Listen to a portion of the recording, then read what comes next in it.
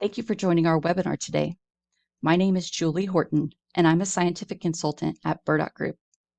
Today, I will be discussing cell-cultured meat, which is an emerging food category and is quickly approaching commercial viability.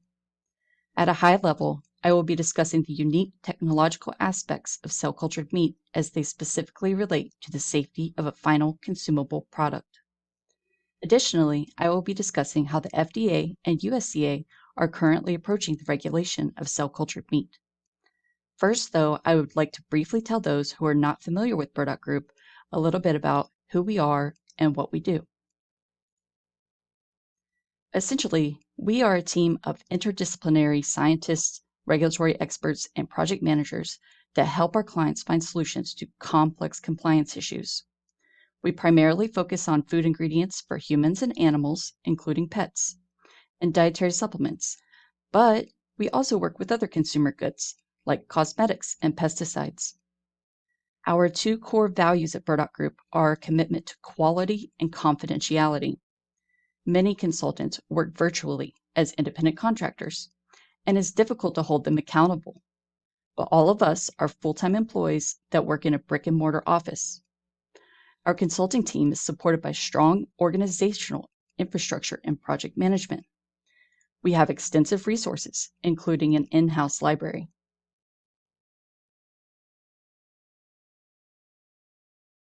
As with any successful service business, the key to our success is ultimately the people that work here.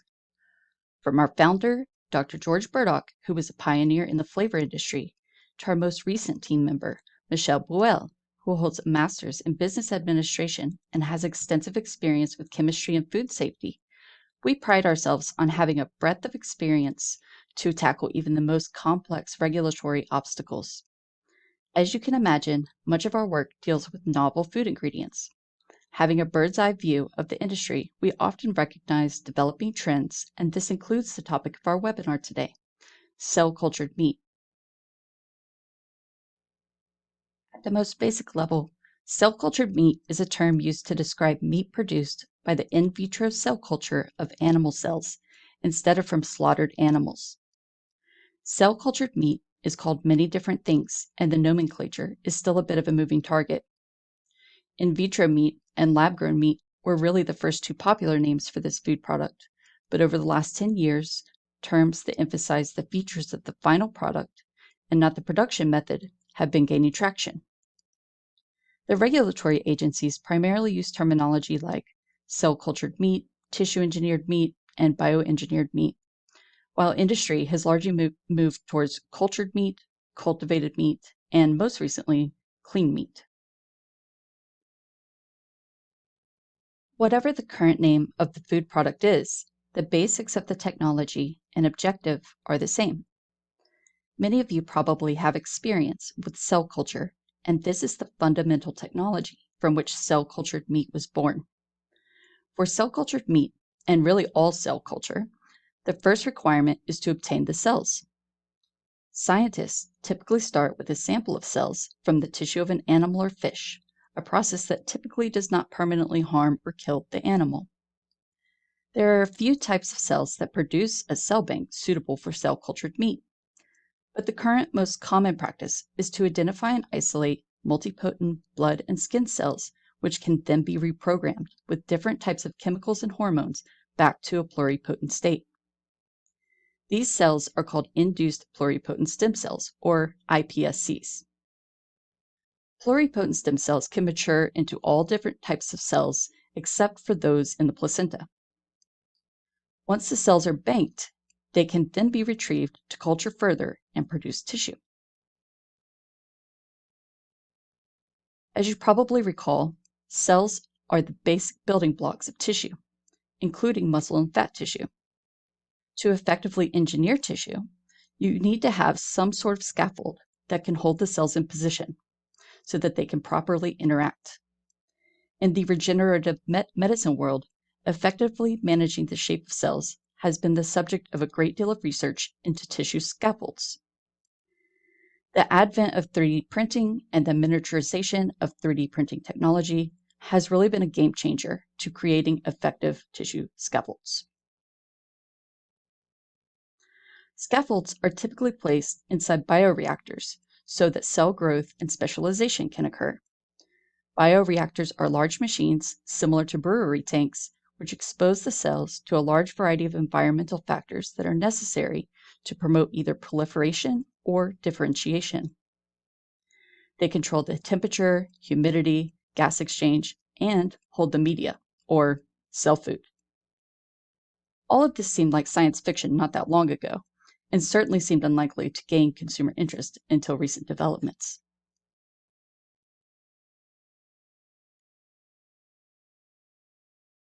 The first lab-grown burger was created by Mark Post in 2013. It was made from over 20,000 thin strands of muscle tissue, and it cost Dr. Post over $300,000 to make and over 2 years to produce. Since then, it has been estimated that the price would probably fall to $10 for that quarter-pound hamburger by 2021. Much of this price reduction is due to the increased investor interest that has provided capital for companies to scale production. Bill Gates is particularly interested in the sustainability issues associated with traditional meat production and has invested in a number of companies aiming to produce cell-cultured meat at the consumer level.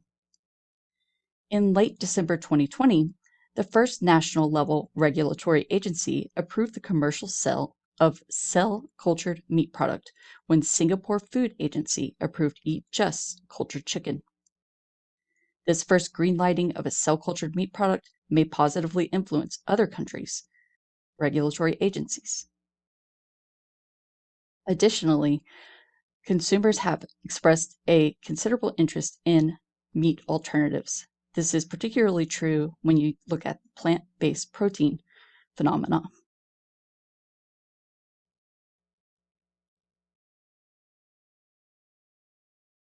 In the United States, the unique regulatory paradigm for cell-cultured meat is beginning to take shape. From our perspective, we were really interested to see how cell-cultured meat would be handled. At a very high level, the FDA is tasked with the safety of most conventional foods, including feed ingredients that are fed to livestock. The exceptions to this are largely with procedures that process livestock. For example, the FDA is tasked with regulating the ingredients that may be added to swine meal, but the Food Safety and Inspection Service, or FSIS, at the USDA is responsible for regulations governing food safety related to the slaughter of those swine. They're also responsible for the introduction of the pork into the commercial market. FSIS inspection program personnel perform carcass-by-carcass post-mortem inspections. These online inspectors look for signs of disease or pathological conditions that would render a carcass, or part of that carcass, unwholesome or otherwise unfit for human consumption, while offline inspectors review the treatment of livestock and sanitary conditions at the facility. Obviously, even the most conventional foods don't fit nicely into two categories that can be distributed between the two agencies. Take, for example, how eggs are regulated. The FDA regulates shell eggs of domestic chickens, turkeys, ducks, and geese. They regulate the egg processing plants, such as plants that wash, sort, and package eggs. These are the type of eggs that you buy on the grocery store shelf. The USDA, on the other hand, regulates egg products, such as dried, frozen, or liquid eggs. USDA regulates egg product processing plants, such as plants that wash, sort, and pack eggs. So, how did the FDA and USDA decide to divide regulatory obligations as it relates to cell-cultured meat? Under a joint agreement in early 2019, the FDA and USDA agreed to jointly oversee human food products incorporating cultured cells from livestock and poultry. FDA is responsible for overseeing cell collecting and cell culturing and conducting pre-market consultations on production processes. This makes sense because the FDA is responsible for feed ingredients of livestock. So it's not a stretch to assign the FDA the task of being responsible for the feed ingredients of cultured meat. The 2019 agreement stipulated that the transition to FSIS, or USDA, oversight occurs during cell harvest stage. FSIS oversees processing, packaging, and labeling of harvested cellular material. This is analogous to the processing and packaging of poultry, beef, or other conventional meats regulated by USDA. After this agreement in 2020, additional details of the USDA and FDA's interaction were revealed. The new details sought to address some of the shared oversight nuances. I expect that these regulatory duties will continue to be defined and modified to align as closely as possible with conventional meat. One of the more interesting practicalities that will become apparent, though, is that the FDA has a budget that is 1/10 the size of the USDA's. And you have to consider that the FDA's budget covers all of their responsibilities for over-the-counter and prescription drugs.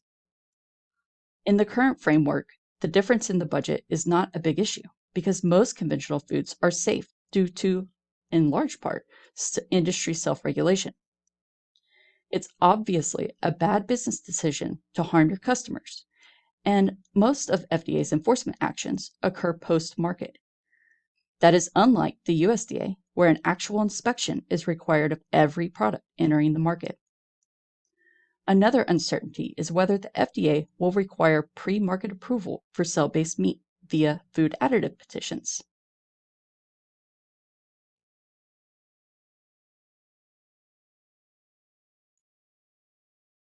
Under Sections 201S and 409 of the Federal Food, Drug, and Cosmetic Act, any substance that is intentionally added to food is a food additive. Food additives are subject to pre-market review and approval by FDA through the food additive petition process, unless a substance is generally recognized among qualified experts as having been adequately shown to be safe under the conditions of its intended use. This path to regulatory compliance is known as generally recognized as safe, or GRAS. The basis for both a food additive petition and a GRAS determination is the safety profile of the ingredient when used as intended. Submission of an FAP, food additive petition, if successful, results in federally recognized approval of a food ingredient. An approved FAP is codified in the Code of Federal Regulations. However, an FAP is typically more data intensive than a GRAS, and because it requires the explicit approval of the FDA, takes a much longer time to complete.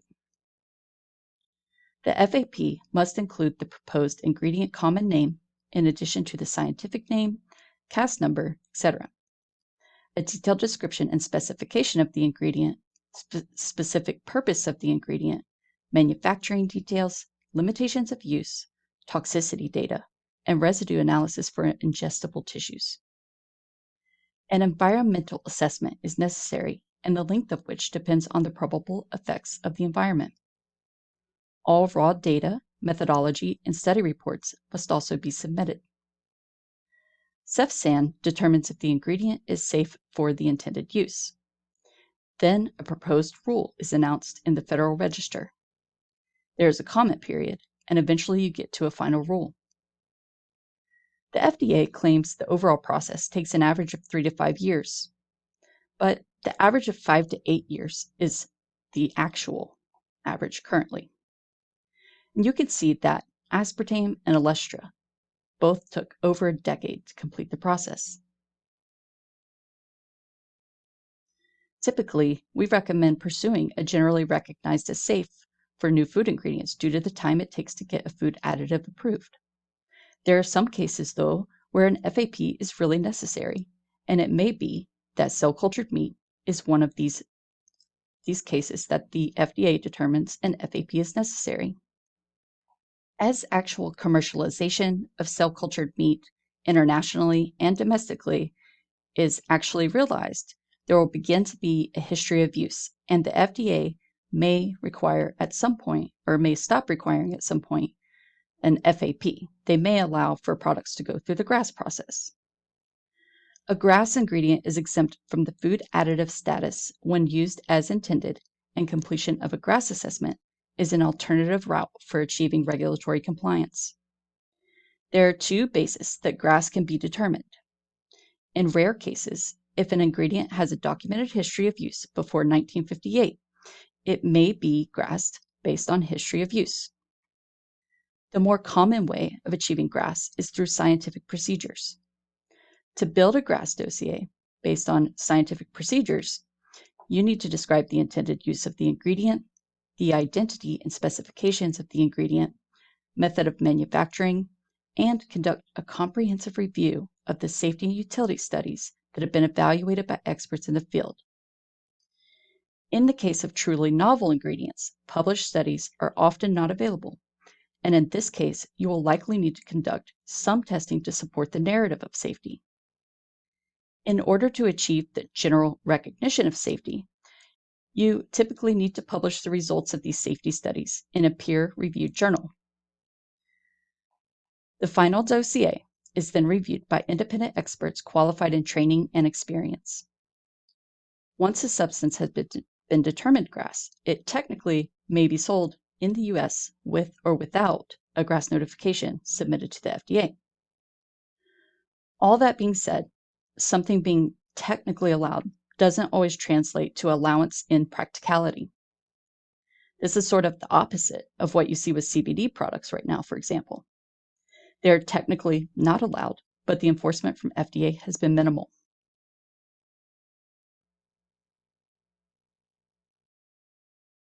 There's precedent as well for not being able to gain market entry, even though a substance is federally, technically legal. As animal feed is considered food, GRAS and FAP are viable pathways for federal compliance of the ingredients. There's also a third option, though, called an AFCO ingredient definition.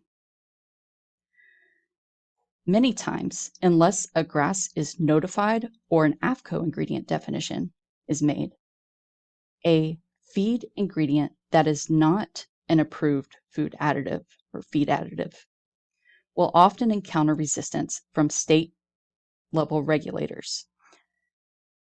Feed ingredients are required to be registered and licensed in many states. Therefore, the state-level regulators are the gatekeepers, and they very often resist self-determined GRAS. In any event, it is certain that safety will be the primary consideration for the FDA. So, what are some of the unique safety issues that companies should be thinking about before diving into producing cell-cultured meat? The source of cells is one aspect that will be important in assessing the safety of the final consumable product. In some cases, it may be possible to create cell-cultured meat with cells that are not genetically engineered. That is, the cells used in a cell bank and subsequently cultured have not had their genetic material deliberately modified outside of classical mutagenesis. However, in most cases, successful starter cells will need to undergo deliberate genetic modification to enhance their ability to grow and differentiate into a tissue that resembles meat. The FDA treats GMOs and substances acquired from GMOs in the same way that they regulate conventional products. Analogous to the FDA's consideration of strain for genetically engineered microbes, the FDA will likely require evidence that the cell line does not have any inherent toxic elements or does not produce toxic metabolites as a result of its genetic modification. Secondly, the material that forms the scaffold will need to be evaluated. In some cases, the scaffold may be removed and may be considered a processing aid. But in many cases, the scaffold will remain in the final product. Therefore, it should be evident that the material in the scaffold is safe to consume.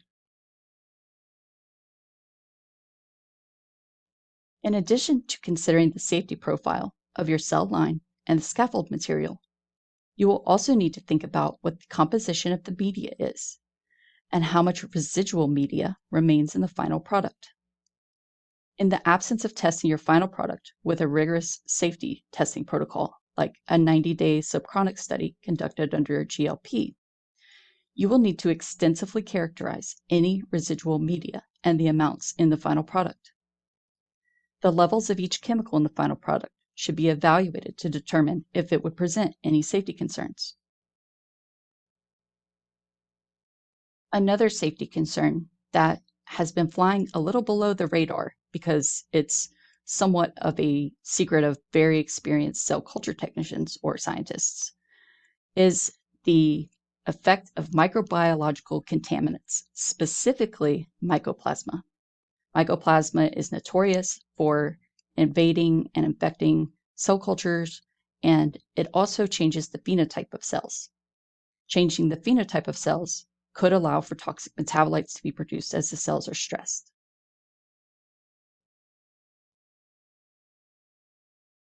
The bottom line is that all of the components in the final product should be evaluated for safety, and much of that evaluation will hinge on the amount of a substance that's likely to be consumed. The dose makes the poison is the most basic adage of toxicology, and the dose of any substance is a critical element in its safety profile. It is critical that the intended use of the final product be analyzed to establish an estimated daily intake, or EDI. In our firm, for example, we have a proprietary software program that uses data from USDA dietary intake surveys and predicts the EDI of an ingredient based on its intended use. EDIs are then compared to the acceptable daily intake, or ADI. An ADI can be established from published scientific literature, if available, or toxicological studies conducted with the intention of establishing an ADI.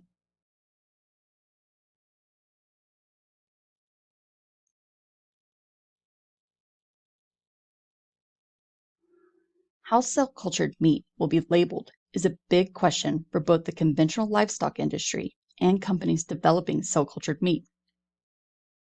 I've been calling this product meat throughout this webinar, but whether this will be allowed on labels remains to be seen. Will the description of the product require the word imitation?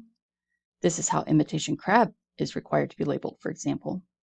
But is this product really an imitation of meat, or is it actual meat? The USDA allows for products to be called meat that are derived from advanced meat and bone separation machinery if they are comparable in appearance, texture, and composition to meat trimmings and similar meat products derived by hand. Would this precedent allow for cell-cultured meat to be labeled as meat? This is a pivotal question that needs to be addressed for food companies to decide whether these types of products will be commercially viable. The other regulatory concern that is on the horizon will likely become apparent should commercialization of cell-cultured meat occur in the US. This concern is how genetically modified animals may be regulated. An animal may be genetically modified to produce ideal starter cells to generate a cell bank. They could be engineered, for example, to have telomerase inhibition or similar modifications to enhance immortalization of pluripotent or multipotent cells.